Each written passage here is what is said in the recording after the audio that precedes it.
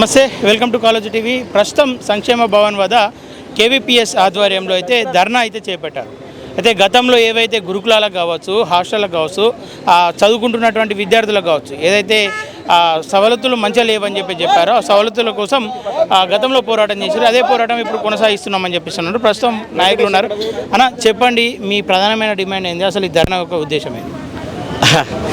ధర్నా యొక్క ముఖ్యమైనటువంటి ఉద్దేశం పెరుగుతున్న ధరలకు అనుగుణంగా మెస్ ఛార్జీలు పెంచాలి, అట్లాగే కాస్మోటిక్ ఛార్జీలు పెంచాలి. అంటే సబ్బులు, సరుపులు వీటి కోసం ఇచ్చేటువంటి డబ్బుల్ని కాస్మోటిక్ ఛార్జీలు అంటారు.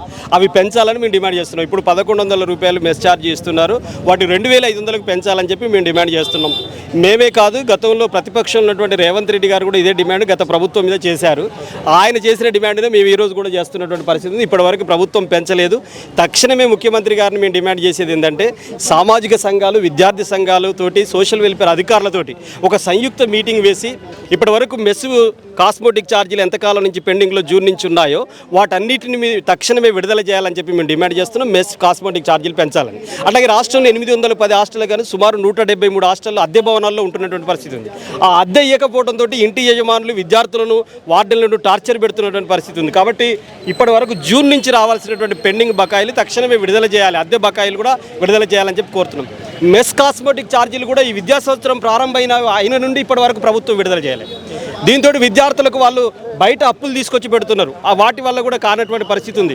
అట్లాగే కాలేజీ స్థాయిలో ఉంటున్నటువంటి వర్కర్లు ఉన్నారు, వాళ్ళకి అవుట్ సోర్సింగ్ కాంట్రాక్ట్లో పనిచేస్తున్నటువంటి వర్కర్ల జీతాలు కూడా ఇప్పటివరకు రాలేదు. రాకపోవడంతో వాళ్ళ ఆందోళన ఉండేటువంటి పరిస్థితి ఉంది. వాళ్ళ కుటుంబాన్ని పోషించుకొని విద్యార్థులకు పోషణ కోసం రావాల్సినటువంటి వాళ్ళు అది రానటువంటి పరిస్థితి ఉంది. అనేక హాస్టళ్ళు ఇప్పుడు శిథిలావస్థలు ఉన్నాయి, పెచ్చులు ఊడిపోతున్నాయి. చాలా హాస్టల్లో కాంపౌండ్ వాల్స్ లేవు. కాంపౌండ్ వాల్స్ లేక ఏంటంటే, ఇప్పుడు సంగారెడ్డి దగ్గర ఉన్నటువంటి కంక్తి ఇట్లాంటి హాస్టల్స్లలో బయట తాగుబోతులంతా హాస్టల్లోకి వస్తున్నారు. హాస్టల్లోకి వచ్చి కుక్కలు వస్తున్నాయి, పందులు వస్తున్నాయి, తాగుబోతులు వస్తున్నారు. ఇలాంటి అందరూ వచ్చిన తర్వాత విద్యార్థులతోటే వాళ్ళు కలిసి పందులతో, కుక్కలతో పడుకునేటువంటి దుస్థితి ఏర్పడుతున్నటువంటి పరిస్థితి. చాలా హాస్టల్లో ఈ అవుట్ సోర్సింగ్ సరిపడా సిబ్బంది లేక విద్యార్థులే హాస్టళ్ళు ఊడ్చుకుంటున్నటువంటి సమస్యలు కూడా ఉన్నటువంటి వాటిని మేము చూస్తున్నాం. అందుకని చాలా ముఖ్యమైనటువంటి డిమాండ్స్, మేము కోరుతున్నటువంటి డిమాండ్స్లో గొంతెమ్మ కోరికలు లేవు. గత టీఆర్ఎస్ ప్రభుత్వ హయాంలో మేము ధర్నా చేశాం. మాతో పాటు రేవంత్ రెడ్డి గారు హాస్టల్లో బస చేసిండు. ఆ రోజు ప్రతిపక్ష నాయకుడిగా ఉన్నాడు, ఈరోజు అధికారంలోకి వచ్చాడు.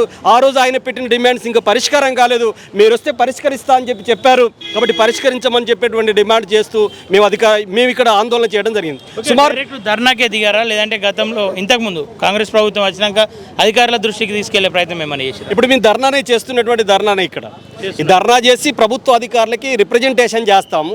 ఒకవేళ ఇప్పటికీ స్పందించబోదు, ఎందుకంటే కమిషనర్ అంటే రాష్ట్రంలో సోషల్ వెల్ఫేర్కి ముఖ్యమైనటువంటి అధికారి. దీని తర్వాత ప్రిన్సిపల్ సెక్రటరీకి కూడా రిప్రజెంటేషన్ చేస్తాం. కానీ మేము కోరేది ఏంటంటే, గతంలో చేయడానికి ప్రయత్నం చేస్తే వారు అందుబాటులో లేక 2-3 సార్లు వెనక్కి వచ్చాము. కానీ మళ్ళీ ప్రిన్సిపల్ సెక్రటరీకి వెళ్తాం. ఒకవేళ కనుక అది పరిష్కారం కాకపోతే అన్ని జిల్లా కలెక్టరేట్లను ముట్టడించేందుకోసం కూడా ఇక్కడికి వెనకడబోం. మా ఉద్దేశం సాంఘిక సంక్షేమ హాస్టల్లో చదువుకున్నటువంటి వాళ్ళు, అట్టడుగు వర్గాల్లో పనిచేస్తున్నటువంటి, రెక్కల కష్టం మీద బతుకుతున్నటువంటి తల్లిదండ్రుల పిల్లలు వాళ్ళు. రెండోది, అట్టడుగు పొరల్లో ఊరికి చివరన నెట్టివేయబడ్డటువంటి దళితుల పిల్లలు, వాళ్ళందరూ దళితులు. అంటే అట్టడుగున ఊరికి చివరెట్టయితే దళితులు నెట్టివేశారో, ఈ హాస్టళ్లను కూడా అట్లాంటి వివక్ష పాటించొద్దు అని చెప్పి ప్రభుత్వానికి విన్నవించడం కోసం ఈ ధర్నా నిర్వహిస్తున్నాం. రేవంత్ రెడ్డితో గతంలో బస చేశానని చెప్తా ఉన్నారు. రేవంత్ దృష్టిలో కూడా ఇది అంతా సమస్యలు ఉన్నాయని చెప్తా ఉన్నారు. ఆయన కలిసే ప్రయత్నం ఏమైనా చేసిరా? ఆఫ్టర్ తెలంగాణలో కాంగ్రెస్ ఫామ్ అయిన తర్వాత మేము కలిసే ప్రయత్నం చేయలేదు. కానీ మేము సర్వేలు చేస్తున్న సందర్భంలో వాళ్ళ అధికార పార్టీ నేతలు, వాళ్ళ అధికారులు రాష్ట్రంలో 289 హాస్టల్ చూసినప్పుడు ఏ హాస్టల్లో సర్వే చేశాం, ఏం సమస్యలు ఉన్నాయని చెప్పి పత్రికా ముఖంగా, సోషల్ మీడియా ముఖంగా అధికారుల దృష్టి కూడా రిప్రజెంటేషన్ చేశాం. ఉదాహరణకి మహబూబ్నగర్లో కలెక్టర్ గారిని కలిసాం, సంగారెడ్డిలో కలిసాం, అట్లాగే వరంగల్, హన్మకొండలో కలిసాం. చాలా జిల్లాల్లో కలిసినటువంటి పరిస్థితి ఉంది. వాటి సందర్భంగానైనా మీరు ఇప్పుడు ఆలోచించాలి కదా, ఆ పద్ధతులలో మీరు చూడాలి కదా అనేటువంటిది మేము కోరుతున్నాం. ఓకే, ఏమంటారు? అధికారులను కలిస్తే అంటే సానుకూలంగా స్పందించే అవకాశాలు ఏమైనా కనిపిస్తూ ఉన్నాయా? అధికారులను కలిస్తే మా చేతుల్లో లేవు, ప్రభుత్వం బడ్జెట్ విడుదల చేయాలి కదా అనేటువంటిది ఉంది. ఇప్పుడు మెస్ బకాయిలు, నేను అదే చెప్తున్నా, మెస్ బకాయిలు జూన్ నుంచి ఇప్పటి వరకు రాలేదు. తర్వాత అద్దె భవనాల్లో ఉంటున్నటువంటి వాళ్ళకి అద్దె చెల్లించాలి కదా, ఇంటి కిరాయి ఇవ్వాలి కదా. ఆ ఇంటి కిరాయి కూడా సుమారు 12 కోట్లు 173 హాస్టల్కి సంబంధించినటువంటి ఉన్నాయి. ఒక హాస్టల్కి ఒక నెల 30,000, 40,000, 50,000 ఇవ్వాల్సి వస్తుంది. ఈ డబ్బులంతా కలిపితే దగ్గర 12 కోట్ల రూపాయలు ఇవ్వాల్సి వస్తుంది. మరి ఆ డబ్బులు విడుదల చేయకపోతే ఆ ఇంటి యజమానులు కూడా టార్చర్ పెడుతున్నారు కదా. ఆ పని వాళ్ళకి తెలుసు కదా. ఒక అద్దె భవనంలో ఉంటే ఒక నెల ఇవ్వకపోతే వాడు గిన్నెలు బయట ఎత్తాడు, మామూలుగా ఒక కిరాయికి ఉన్నటువంటిది. మరి ఇంతమంది విద్యార్థులను రోజు యజమానులు టార్చర్ పెడతా ఉంటే వాళ్ళ భవిష్యత్తు ఎలా ముందుకు సాగుతుంది అనేది చాలా ఇబ్బందులు. అసలు ఈ చిన్న ప్రాథమిక అంశాన్ని కూడా ప్రభుత్వం పట్టించుకోవట్లేదు. పిల్లలు పుక్కుపెట్టి చదవాలంటే పైన పెచ్చులుడి మీద పడుతున్నాయి, వర్షం వస్తే నీళ్లు బయట నీళ్లు కూడా లోపలికి గదుల్లోకి వచ్చి తడుస్తున్నటువంటి, పుస్తకాలు తడుస్తున్నాయి, పెట్టెలు తడుస్తున్నాయి, పిల్లలు చదివేటువంటి పరిస్థితి లేనటువంటి పరిస్థితులు ఉన్నాయి. అందుకని వీటన్నిటిని పరిష్కరించడానికి చిత్తశుద్ధి అవసరం, బడ్జెట్ అవసరం. ఒకటి, హాస్టల్ విద్యార్థుల పట్ల ప్రభుత్వానికి చిత్తశుద్ధి ఉండాలి, వివక్ష పాటించకుండా ఉండాలి. మిగతా సమాజంతో పాటు సోషల్ వెల్ఫేర్ హాస్టల్ విద్యార్థులు మీ పిల్లలతో పాటు ఈ పిల్లలు మా పిల్లలు అనుకునేటువంటి ఒక మానవతా కోణం అనేటువంటిది ముఖ్యమంత్రి గారికి, రాష్ట్ర ప్రభుత్వానికి ఉండాలి. ఓకే, కాంగ్రెస్ విద్యా వ్యవస్థకు పెద్దపీట వేస్తుందని చెప్పి చెప్తా ఉన్నారు.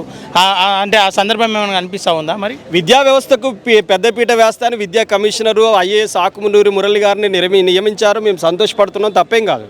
కానీ హాస్టల్లో పిల్లలు బతికే చోట నివాసం ఉండేటువంటి వసతి బాగుంటేనే కదా చదువు బాగుండేది. నీకు కడుపులో బాగా ఎలుకలు తిరుగుతూ ఉంటే బాగా చదవండి అని చెప్పేసి అంటే ఏం చదువుతాడు పిల్లవాడు? ఆకలితోటి నాసి రకం విద్యను కూర చారులాగా ఉండి, అన్నం పలుకు ఉండి, దొడ్డు బియ్యం, అన్ని హాస్టల్లో సన్న బియ్యం అని చెప్పేసి అంటున్నారు. కానీ అన్ని హాస్టల్లో సన్న బియ్యం అమలుకు నోచుకోవట్లేదు ఇప్పుడు. అందుకనే ఆహారం స్పష్టంగా ఉంటేనే విద్య స్పష్టంగా వస్తుంది. ఆహారం నాసి రకంది ఉంటే విద్య కూడా నాసి రకందే ఉంటుంది. గతంలో ఆకునూరి మురళి రాత్రి బస చేసుకుంటూ స్కూళ్ళు అన్నీ తిరుగుకుంటూ రాష్ట్రంలో అన్ని స్కూళ్ళలో బస చేసిన సందర్భాలు ఉన్నాయి. ఆయన దృష్టికి ఏమైనా తీసుకెళ్ళి ఇది మరి ఆయన స్కూల్స్ తిరిగాడు. ఇది హాస్టల్, మేము సంక్షేమ హాస్టల్ల సమస్యలు మేము తీసుకున్నాం. స్కూల్ కావచ్చు, అన్నింటినీ నా దృష్టిలో ఉన్నాయని చెప్పి చెప్తా ఉన్నాడు. ఆయన దృష్టిలో ఉంటే పరిష్కారం చేయమని చెప్పి ప్రభుత్వానికి ఆకునూరి మురళి గారు చెబితే వారితో పాటు మేము కూడా వెళ్ళి ప్రభుత్వానికి చెప్తాం తప్పకుండా. ఓకేనా, థ్యాంక్ యూ.